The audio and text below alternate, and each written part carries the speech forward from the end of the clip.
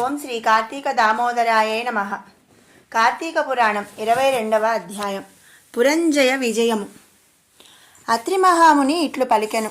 ఇట్లు సుశీలుని మాట విని పురంజయుడు విష్ణువాలయమునకు పోయి పుష్పముల చేతను, ఫలముల చేతను, చిగురుటాకుల చేతను, దళముల చేతను, షోడశోపచార పూజల చేతను హరిని పూజించి ప్రదక్షిణ నమస్కారములను నాట్యమును చేసి హరిమూర్తిని బంగారముతో చేయించి ప్రదక్షిణా నమస్కారములతో పూజించను.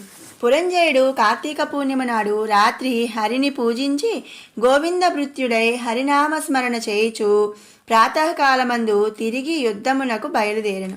ఇట్లు పురంజయుడు రథమెక్కి ధనుర్బాణములను, కత్తిని, తూణీరములను ధరించి, కంఠమందు తులసిమాలను ధరించి, కవచమును ధరించి, తలగుడ్డ పెట్టుకొని త్వరగా బయలుదేరి యుద్ధభూమికి వచ్చెను. వచ్చి నారీటంకార ధ్వనిని చేసెను. ఆ ధ్వని విని రాజులందరూ యుద్ధమునకై తిరిగి వచ్చి సింహధ్వనులు చేయుచు బాణవర్షములను కురిపించుచు పూర్వము వలె జయింతమను తలంపుతో పురంజయుని పైకి దుమికిరి. పిమ్మట పరస్పరము పిడుగుల వంటి బాణములతోనూ, వజ్రముల వంటి కత్తులతోనూ, ఐరావతము వంటి ఏనుగులతోనూ, ఆకాశమునకు ఎగురు గుర్రములతోనూ, త్వరగా నడిచడి రథములతోనూ అన్యోన్య జయకాంక్షతో భయంకరమైన సంకుల యుద్ధము చేసిరి. ఆ యుద్ధమునందు రాజులందరూ మదములుడిగి గుర్రములు హతములై, ఏనుగులు ధరణిగూలి, బాణసరాసనములు జారిపడి, కవచములు జీర్ణములై, అంగములు ఖండితములై, రథ గజ సాది పదాతులు నశించను.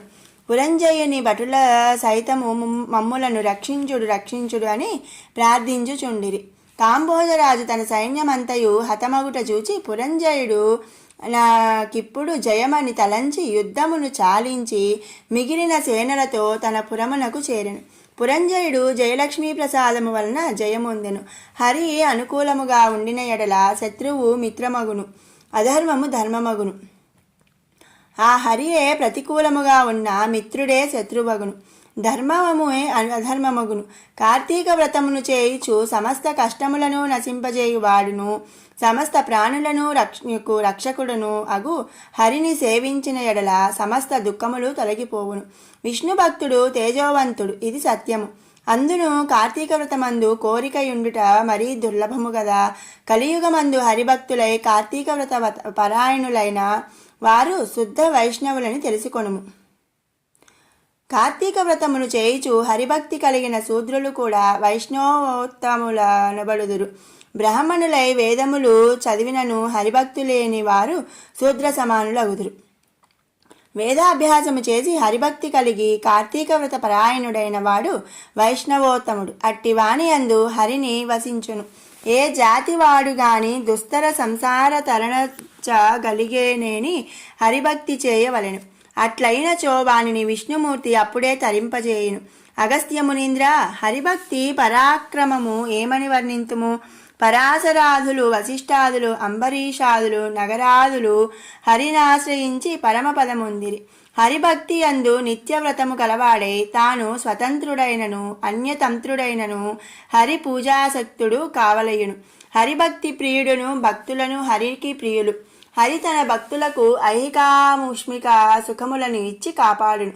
భగవంతుడును సమస్త చరాచర ప్రభువును అగు హరి అంతయు నిండియున్నాడు. అట్టి హరియందు భక్తి గలవానికి కార్తీక వ్రతము సులభమని తలచెదెను. కార్తీక వ్రతముతో సమానమైన వ్రతము, హరితో సమానమైన ప్రభువు, సూర్యునితో సమానమైన తేజోవంతుడును, రావి చెట్టుతో సమానమైన చెట్టును లేవు. ఓ విప్రా, కాబట్టి కార్తీక వ్రతము ఇష్టార్థములను ఇచ్చును. సర్వవ్రతోత్తమోత్తమము. ఇది సర్వశాస్త్ర సారము, సర్వవేద సమ్మతము.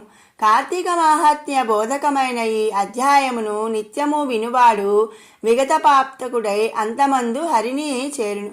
ఈ అధ్యాయమును శ్రాద్ధకాలమందు పఠించిన ఎడల పితృదేవతలకు కల్పాంతము వరకు తృప్తి కలుగును.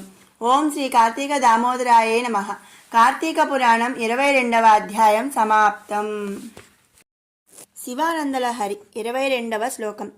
ప్రలోభాధ్యైరర్ధాహరణ పరతంత్రోధ నిగృహే ప్రవేశోద్యుక్తः సన్ భ్రమతి బహుధా తస్కరపతే ఇమం చేతశ్చోరం కథమిహ సహే శంకర విభో తవాధీనం కృత్వా మయి నిరపరాధే కురు కృపాం.